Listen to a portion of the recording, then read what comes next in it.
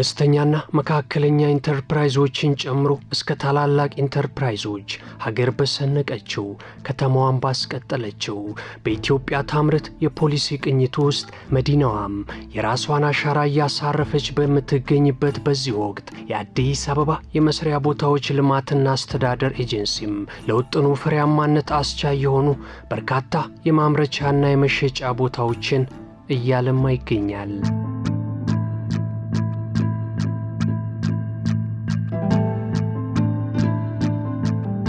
ከሪፎርም በኋላ አዋጅ በተሰጠን ተግባርና ኃላፊነት መሰረት ለጥቃቅን አነስተኛ መካከለኛና እንዲሁም ለከፍተኛ ኢንዱስትሪዎች አገልግሎት የሚውሉ የማምረቻና መሸጫ ቦታዎችን መስራት ነው።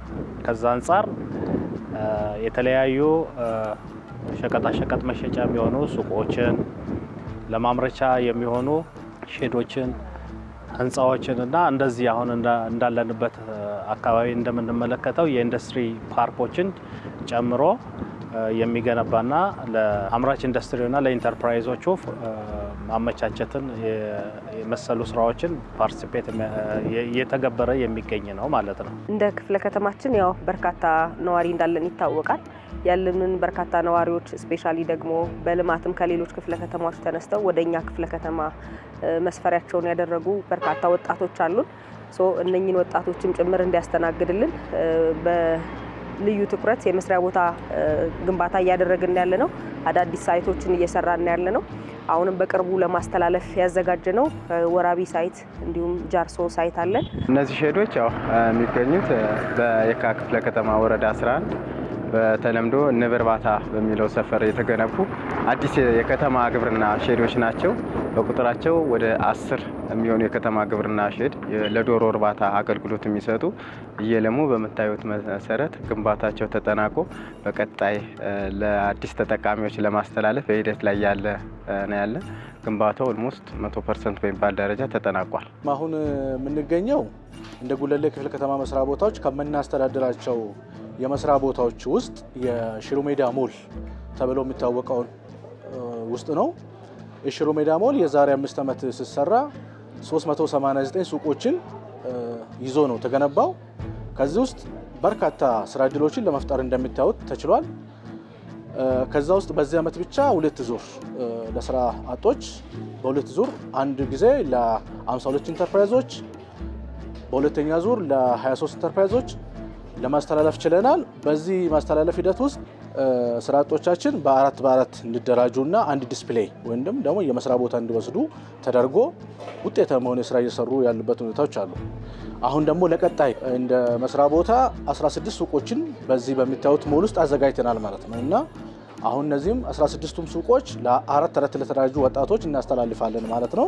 በአጠቃላይ እስካሁን ለበርካታ ወጣቶች ስራ ዕድል መፍጠር የቻለ ከፍተኛ የገበያ እንቅስቃሴ ያለበት ስራ ዕድልን የፈጠረ የመስሪያ ቦታዎችን ነው ማለት ነው። ሽሮ ሜዳ ሞል አሁን ያለነው በጉለሌ ክፍለ ከተማ ወረዳ 1 ሽሮ ሜዳ ኦፕን ላሜራ አካባቢ ነው ያለነው። እዚህ ሳይት ላይ 5 ብሎኮች አሉን። እዚህ የምናያቸው 3ቱ ብሎኮች በስፌት ዘርፍ የተደራጁ ኢንተርፕራይዞች የሚገቡባቸው 126 ሱቆች ሲሆኑ 126 የልብስ ስፌት ሱቆች ሲሆኑ በዛኛው ሳይት ደግሞ ያሉት 2 ብሎኮች ናቸው። 240 ብሎክ አካባቢ ናቸው። 240 ሱቆች አካባቢ ነው ያሉት። ወደ 34 አካባቢ ክፍት ቦታዎች አሉ። እዛኛው ሼድ ላይ ኦልሞስት ሙሉ በሙሉ በሚባል ደረጃ ኢንተርፕራይዝ ገብቶባቸዋል። እነዛ ላይ 34 ሱቅ ይቀራሉ። በቀጣይ ደግሞ የምናስተላልፋቸው ቦታዎች ናቸው። እዚህ ላይ ያሉት ግን 3ቱ ብሎኮች 126 የልብስ ስፌት ሱቆች አሉ። በአዲስ ኢንተርፕራይዝ ተደራጅተው ሊገቡባቸው ፕሮሰስ ላይ ያሉ ናቸው ማለት ነው። አሁን ያለንበት ቦታ የአነስተኛና መካከለኛ አምራች ኢንዱስትሪዎች ኦልሬዲ ለነሱ መስሪያ ቦታ ፋሲሊቴት የሚያደርግ የኢንዱስትሪያል ፓርክ ነው። በከተማ አስተዳደር ደረጃ እንደ ሀገር ጥሩ ተሞክሮ ሊሆን የሚችል የኢንዱስትሪ ፓርክ እየገነባን ያለ ነው። ይሄ ያው ዲዛይን ከመሰራቱ በፊት የሀገር ውስጥና የውጭ ሀገራት ተሞክሮ መሰረት ባደረገ መልኩ ያሉትን መሰረታዊ ችግሮች ሊቀርፍ በሚችል መልኩ ኦልሬዲ የኬዝ ስተዲ ወይም ኬዝ ስተዲ ጥናት አድርገን በዛ መሰረት ዲዛይኑ የተዘጋጀና እየተገነባ ያለ ነው።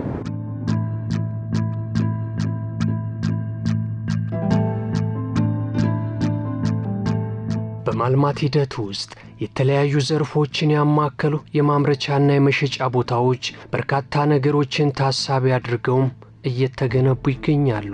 በአዲስ አበባ መስተዳድር ከተጀመሩ ትልልቅ ፕሮጀክቶች አንዱ የዚህ አነስተኛና ስሞል ሚዲየም ኢንዱስትሪ ክላስተር ፕሮጀክት ነው። ይህም ማለት በሁለት ሎት የተጀመረ ነው። ሎት 1 እና ሎት 3 ነው። አሁን የምንገኝበት በዚህ በሎት 3 በሚባለው ሳይት ላይ 6 የማምረቻ ብሎኮች ሲሆኑ እያንዳንዳቸው 4000 ካሬ ሜትር የሚሸፍኑ ኤሪያ ነው ያላቸው 6 ብሎኮች ማለትም ከዛ ውስጥ 3ቱም ውድ ኤንድ ሜታል ማምረቻ ሲሆኑ ደግሞ 3ቱ ደግሞ ኬሚካል ኤንድ ፕላስቲክ ማምረቻ ውስጥ ናቸው። ስለዚህ እያንዳንዳቸው ግን 8 ሼዶች ያሏቸው ሲሆን ማለትም የአንድ አምራች ቦታ አንድ ብሎክ ላይ 8 ሼድ አለ። አጠቃላይ 48 የማምረቻ እንትኖች አሉ ማለት ነው። የጨርቃ ጨርቅ ማምረቻ ናቸው። 4 ብሎኮች ናቸው። 4ቱም ቤዝመንት G+4 እና 4 የሜዛናይን ወለል ያላቸው ህንፃዎች ናቸው። አጠቃላይ እዚህ ላይ 4ቱም ብሎኮች ላይ የ68 ማምረቻ ዩኒቶች አሉ። ለአንዱ አምራች ወደ 500 ካሬ 42 ካሬ የሚሆን ማኑፋክቸሪንግ ኤሪያ፣ ስፕሬዲንግ ኤንድ ከቲንግ ሩም፣ ማሽን ሜንቴናንስ ሩም፣ ቢሮዎች፣ ፑል ኦፊሶች፣ ቶይሌትስ ሁሉንም ያካትታል። ግንባታቸው ሲገነባ የዶሮ ታስቦ ነውና ስለዚህ ይሄ መጀመሪያ ገና አልገቡም ዶሮዎቹ። የመጀመሪያ ለጽዳጅ ማስወገጃ የሚሆን ለሽታ መከላከያ የሚሆን ንጣፍ ያረጉበት ነውና በውጭ በኩል የምናየው ደግሞ ምርታቸውን የዶሮ እንቁላል ማሳያ የሚሆን ራሱን የቻለ ቦታ አለው፣ ማግለያ አለው እና ሼዱ ስታንዳርዱን ጠብቆ የተገነባ መሆኑ የተሻለ የሚያስብለው ነው። በኢንተርፕራይዝ የሚለው መመሪያው ላይ በግልጽ እንደተቀመጠ ይታወቃል። ለአንድ ኢንተርፕራይዝ 4 ካሬ ነው ይተላለፍ የሚለው። ግን ያው ሽሮ ሜዳ ሞል ላይም እንዳያችሁት ወደዚህም ስንመጣ እንዳያችሁት ጉለሌ ላይ ከፍተኛ የሆነ የስራ አጥ ቁጥር አለና ያንን የስራ አጥ ቁጥር ለመቀነስና ቢያንስ የተወሰነ ወጣቱን ተጠቃሚ ለማድረግ ያሉትን ሪሶርሶች በጋራ የሚጠቀሙበት መንገድ ነው የማመቻቸት ስራ የተሰራ ያለው ማለት ነው። እና እዚህ ስራ ላይም ደግሞ የክፍለ ከተማ አመራሮች የራሳቸውን አሻራ አሳርፈዋል ማለት ነው። እነዚህ የምናያቸው ቦታዎች እነዚህ 4.5 ካሬ ናቸው፣ 3.5 በ1.5 ካሬ ናቸው፣ 4.5 ናቸው። በእርግጥ እነዚህ ላይ ምን ያክል ኢንተርፕራይዝ እየተደራጀ ይገባል የሚለው ገና አልተወሰነም፣ በውሳኔ ደረጃ አልመጣም። እሱን እየተጠበቀ ነው ያለው። ሱቅ ላይ ግን ያሉትን ወጣቶች ተጠቃሚነታቸውን ቢያንስ ከሚቀመጡ ስራ ይስሩ፣ ወደ ስራ ገበታ ይግቡ በሚለውን ነገር ለመውሰድ እዛ ጋር ያለውን ወደ 2.25 ካሬ ለ3 ኢንተርፕራይዝ ተላልፏል። በአጠቃላይ ኢንዱስትሪው ከ93 ሄክታር ውስጥ አሁን በስራ ላይ ያለነው ወይም ደግሞ አክቲቭሊ እየተንቀሳቀሰ ያለው 42 ሄክታር ሲሆን በዛ ውስጥ ሎት 1 እና 3 በግንባታ ላይ ናቸው። ከዛው ሎት 3 እንደምታዩት አልቋል። ሎት 1ም ቢሆን በመገባደድ ላይ ይገኛል። የጋርመንትና የጨርቃ ጨርቅና አልባሳት ልብስ ማዘጋጃ ነው። እነዚህ 6 ብሎኮች እያንዳንዳቸው 8 የመስሪያ ቦታዎች አላቸው። አንዱ ብሎክ ውስጥ 8 አለው። ወርኪንግ የዚህ የማኑፋክቸሪንግ ኤሪያ የሚባለው ወደ 420 ካሬ ስፔስ አለው። እዛ ላይ ማሽናቸውን ኢንስቶል አድርገው በሌያውቱ መሰረት ሌያውት ሴት አድርገው በዛ መሰረት ማሽናቸውን ኢንስቶል አድርገው መስራት የሚችሉበት ነው። በበርካታ ዘርፎች ነው እያስተናገድን ያለ ነው። ከእንትን ብንነሳ ንግድ ዘርፍ ላይ ኮንዶሚኒየም ሱቆች አዘጋጅተናል። በተጨማሪም የምግብ ዝግጅት ሳይት አለን። እሱም ጃርሶ ሳይት ላይ ነው። አጠቃላይ ምግብ ዝግጅቶች ናቸው የሚገቡበት። እንዲሁም ደግሞ ወራቢ ሳይት ደግሞ የማኑፋክቸሪንግ ዘርፍ ላይ የተሰማሩ አምራች ኢንዱስትሪዎች ወይም አምራች ኢንተርፕራይዞች የሚገቡበትን ቦታ ነው ያመቻቸ ነውና በእነኚህ በልዩ ልዩ ዘርፎች በቂ መስሪያ ቦታ አዘጋጅተናል። በቅርብም ደግሞ ወደ ማስተላለፍ የምንገባ ነው የሚሆነው። ስኬጁል ይዘናል። በያዝነው ስኬጁል እስካሁን ድረስ ለተደራጁ 100 ኢንተርፕራይዞች የማስተላለፍ ስራ ለመስራት በዝግጅት ላይ ያለ ነው። ይሄ ብቻ አይደለም፣ ቀሪም ያሉንም መስሪያ ቦታዎች አዲስም ግንባታ ገናም እየገነባን ነው። G+4 እየገነባን ያለ ነው። ሼዶች እየገነባን ያለ ነው። ለከተማ ግብርና የሚሆኑ ሼዶችም እየገነባን ያለ ነው። እነኚህን ሁሉ እያደረግን ያለ ነው ወጣቱን ተጠቃሚ ለማድረግ ነው። ወጣቱ ከራሱ አልፎ ለሌሎችም የስራ እድል መፍጠር እንዲችል አገራዊ ሚናውም ከፍ ያለ እንዲሆን ለዕለት ጉርስ ብቻ ወይ ለራሱ ብቻ በልቶ ከማደር ባለፈ እንደ ሀገርም ተኪ ምርት አምርቶ ጭምር ሀገራችንንም ከተማችንንም የሚያስጠራ ስራ እንዲሰራ ኢንካሬጅ ለማድረግ ነው በዚህ ያክል ሰፊ ዝግጅት እየሰራን ያለ ነው ማለት ነው።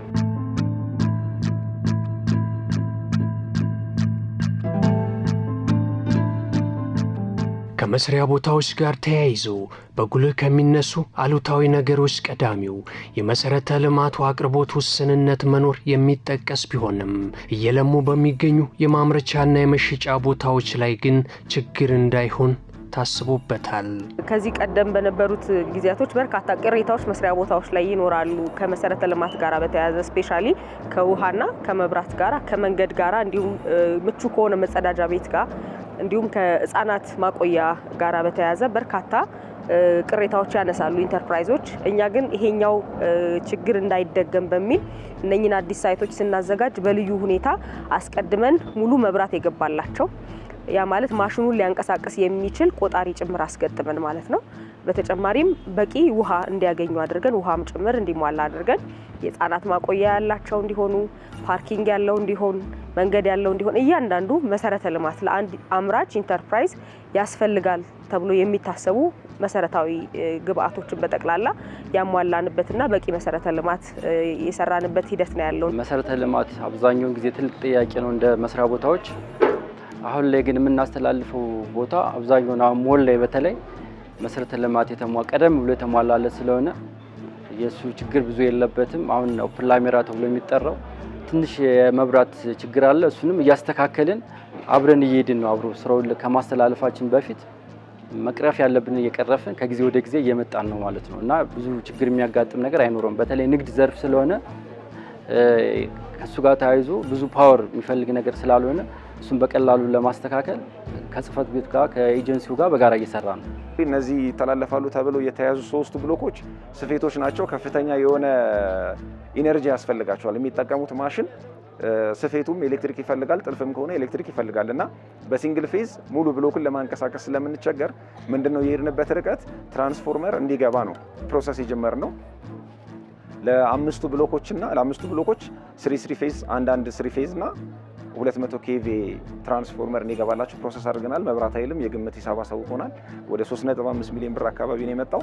ያው ውሳኔ ስለሚፈልግ ለዋና ስራ አስፈጻሚ በደብዳቤ አስገብተን የነሱ ምላሽ እየጠበቅን ነው። ግን አክቲቭሊ አሁን እየሰሩ ያሉት ሁለቱ ብሎኮች ብሎክ 4 እና ብሎክ 5 ላይ ሲንግል ፌዞች እንዲገቡና ቢያንስ የመብራት አገልግሎት እንዲያገኙ የማድረጉን ስራ ጀምረናል ማለት ነው። በይዞታቸው ስናየው ይዞታቸው ማምረቻ አላቸው። የወንድና የሴቶች የልብስ መቀየሪያ ቦታ አለ። የአካል ጉዳተኞች መጸዳጃ አለ። ሻወር ቤቱም አለው።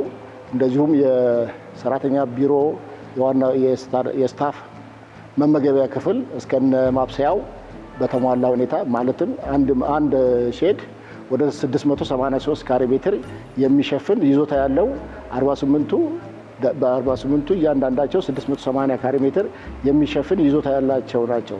በውስጣቸው ደግሞ እንደዚሁ ስታንዳርድ የሆነ ኤሌክትሮሜካኒካል የፋየር የእሳት ማጥፊያ አደጋዎች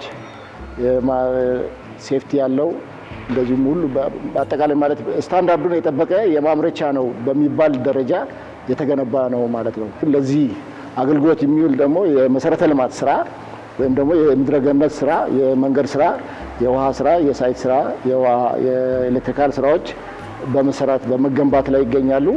ያው እንደምታዩት እያንዳንዱ የመንገድ ስራውም በዚህ ደረጃ ለአርማታ ዝግጅት ላይ ለአስፋልት ስራ ዝግጅት ላይ የተደረገ ነው።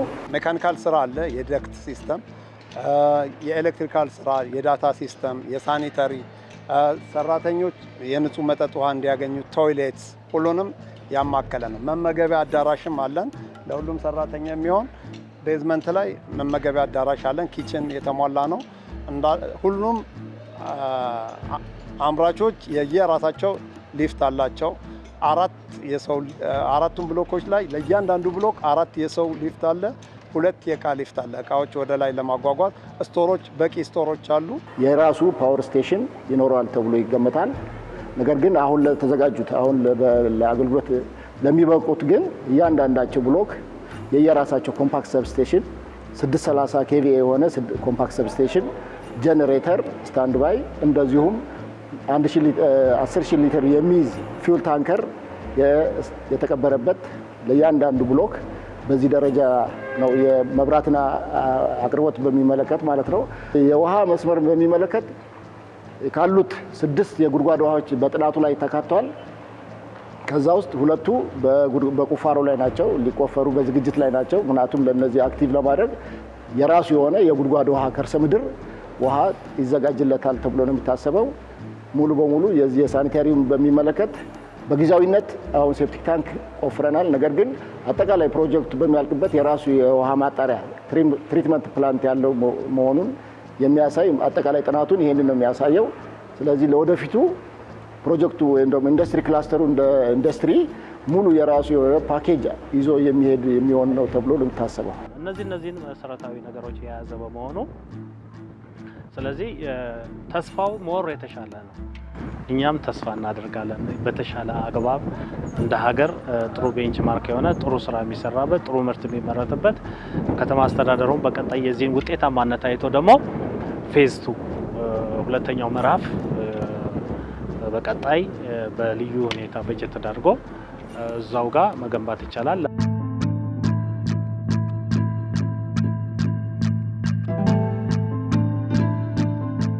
በርካታ መዋዕለ ንዋይ ፈሰስ ተደርጎባቸው እየለሙ የሚገኙት የማምረቻና የመሸጫ ቦታዎች የሚኖራቸው ሁለንተናዊ አበርክቶ ጉልህ ነው። እንደ አጠቃላይ እዚህ ላይ የሚገነቡት የመስሪያ ቦታዎች እነዚህ የምናያቸው ብሎኮች ዘርፈ ብዙ ጠቀሜታ ነው ያላቸው።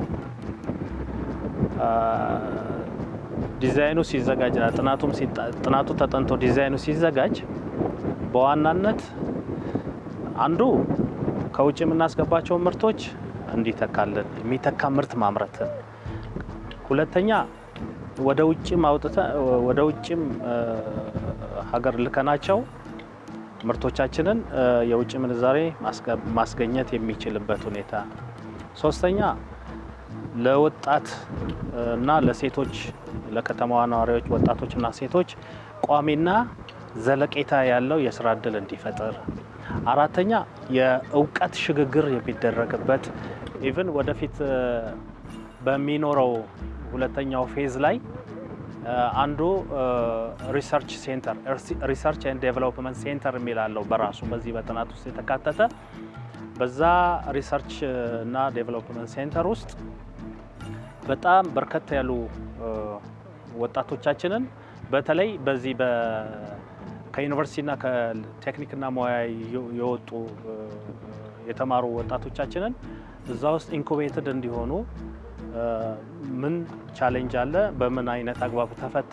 የሚለውንም ጭምር እንዴትስ ወደ ዘርፉ መቀላቀል ይችላሉ የሚለውንም በዛ ሴንተር ውስጥ የማብቃትና ቀጣይነት ያለው ዘላቂ የኢንዱስትሪያል አካሄድን ከመመስረት ጋር ተያይዞ አበርክቶ በጣም ትልቅ ነው የዚህ ኢንዱስትሪያል ፓርክ። እነዚህ ሼዶች ሲገነቡ በዋናነት ያው 2 ዓላማ ነው ያላቸው። አንደኛው የመጀመሪያው ያለውን በከተማይቱ ላይ የሚስተዋለውን የስራ አጥነት ቁጥር መቀነስ ነው። እነዚህ ወደ 10 የሚሆኑ ሼዶች ወደ 100 የሚሆን የስራ እድል ይፈጥራሉ ማለት ነው። ሌላው ሁለተኛው ዓላማ ደግሞ ስራ ከመፍጠር ጎን ለጎን ያው እንደምታዩት የዶሮ እርባታ ሼዶች ናቸው። በዶሮ ደግሞ ከተማችን ላይ ያው በእንቁላል በተለያዩ ነገሮች የኑሮ ውድነቱን ማስተካከል መቀነስ እና የገበያ ማረጋጋት ስራውንም መደገፍ አለባቸው። የሌማት ትሩፋቱንም እነሱን እየደገፉ የሚሄዱ ናቸው። ዋናው ዓላማችን እነዚህን ብቻ ገንብቶ ሳይሆን አጠገባቸው ደግሞ ከጎን ሱቆችን እዚህ የሚመረተው ምርት ለአካባቢ ህብረተሰብ እንዲቀርብ ሱቆችን የመገንባት ቀጣይም ፕሮግራም አለን። ስለዚህ 2 አይነት ዓላማ አላቸው። አንደኛው ገበያ ማረጋጋት ነው። ሁለተኛ ደግሞ የስራ እድል ፈጠራውን እንዲቀንሱ ማድረግ ነው። በዚህና ዓላማ ይዘው ነው እንዲገነቡ የተደረገው። እንደምታዩት ሰፊ ነው፣ ምቹ ነው። ለዶሮዎች ውጤታማ የሚሆንበት መንገድ ነው የተሰራውና ጥሩ ውጤት የሚያመርቱበት ባለው በስታንዳርዱ ልክ በባለሙያ ተደግፈው ብዙ ዶሮ ይኖራል ተብሎ የሚታሰብበት ብዙ ምርት እንቁላል ለገበያ ማረጋጋትም ትልቅ አስተዋጽኦ ይኖረዋል ተብሎ የሚታሰብበት ደረጃ ነው ያለውና እንደምታዩት የተሻለ ግንባታ፣ የተሻለ ሼድ፣ የተሻለ የመስሪያ ቦታ ነው ማለት ይቻላል። ያ ቀላልም አይደለም የሚባለው በዛ ውስጥ ወጣቶቻችን የገቢ ምንጮቻቸው እንዲያድግ በተለይ ከዲዛይን ስራዎች ጋር ፓተርን ዴቨሎፕመንት ጋር ከዛ ጋር ተያይዘው በቫልዩ ቼን ትስስር በመፍጠር ሞር ፕሮዳክቲቭ የሆነ አካሄድን እንሄዳለን። ዜን ከዚያ አንጻር የትኛውም ወጣት ከየትኛውም ቦታ በተለይ ከቲቤት እና ከዩኒቨርሲቲ ግራጁዌት አድርገው የሚወጡ ልጆች በተማሩበት እና ባላቸው እውቀት ደረጃ እዚህ ፓርቲሲፔት የሚያደርጉበት ዲዛይን ዴቨሎፕ የሚያደርጉበትንም እድል ይፈጥራል። የዚህ ግንባታ የኢንዱስትሪ ፓርክ ግንባታ ትልቅ ጠቀሜታ የሚሆነው ለሀገር ቤንችማርኪንግ ይሆናል። ኖት ኦንሊ ለሀገር በዚህ በኤስኤምኢ በስሞል ኤንድ ሚዲየም ስኬል ብዙ ተሞክሮ የለም አፍሪካ ውስጥ እና ያን ተሞክሮ ማስፋት የሚቻልበት እድል ይፈጥራል። ስለዚህ የዚህ ግንባታ የሚሰጠው ከስራ እድል ባሻገር ከማምረት ባሻገር ዘርፈ ብዙ የከተማዋንም የሀገራችንም ገጽታ ከመገንባት ጋራ ትልቅ ሚና አለ።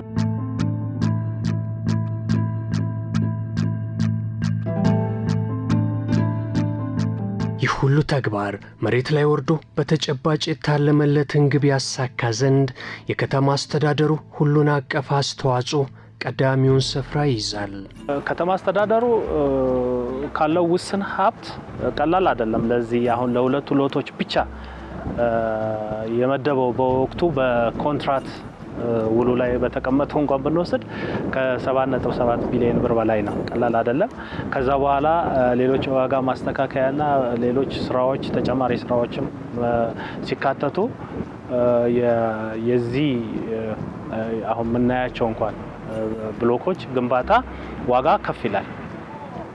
ይሄ ለከተማ አስተዳደሩ በተለይ አምራች ኢንዱስትሪውን በተሻለ አግባብ የተሻለ ቦታ የተሻለ ምርት ማምረት እንዲችል፣ በሌላኛው በኩል ደግሞ ለከተማ ነዋሪ ቋሚና ዘለቄታዊ ያለው የስራ እድል ፈጠራን መፍጠር የሚቻልበት በጣም እዚህ እንኳን በቋሚነት ማሽን ኦፕሬት በአብዛኛው ማሽን ላይ ነው ቤዝድ የሚያደርገው። ምክንያቱም አንድ ሂውጅ ማሽን አለ በርከት ያሉ ስራዎችን ይሰራል እና ማሽን ቤዝድ ነው የሚሆነው በቀጣይኛ የአንዱ ስራ የሚሆነው በዛ እንደዛም ሆኖ ግን የሚፈጥረው የስራ እድል ቀላል አይደለም። እዚች ቦታ ላይ የምናያቸው ላይ ከ2500 እስከ 3000 ሰው የስራ እድል ይፈጥርበታል።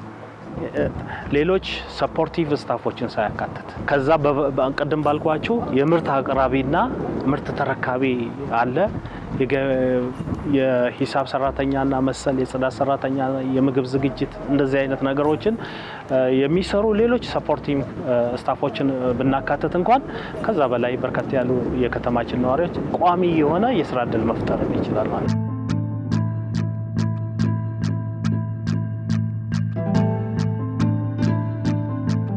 ከፍጻሜያቸው በኋላ 5 ዓመታትን ታሳቢ በማድረግ ለአምራቾችና ለሻጮች በሚተላለፉት በእነዚህ መስሪያ ቦታዎች ቀደም ብለው ይስተዋሉ የነበሩ ክፍተቶች የማይደገሙ ሲሆን ከእድሉ ተጠቃሚዎችም ሀገርን ጨምሮ ከተማዋ ብዙ ትጠብቃለች። እኛ እንግዲህ ያለን ሪሶርስ ትንሽ እንደመሆኑ እንዲሁም ያለን ደግሞ ሪሶርሱን ፈላጊ ወጣት ደግሞ ሰፊ ከመሆኑ አንፃር በ5 ዓመት የቆይታ ጊዜ ነው በኪራይ የምናስተላልፈው መስሪያ ቦታውን በመመሪያችንን በዛ ልክ ስለሆነ ለማብቃቃት ሲባል ማለት ነው።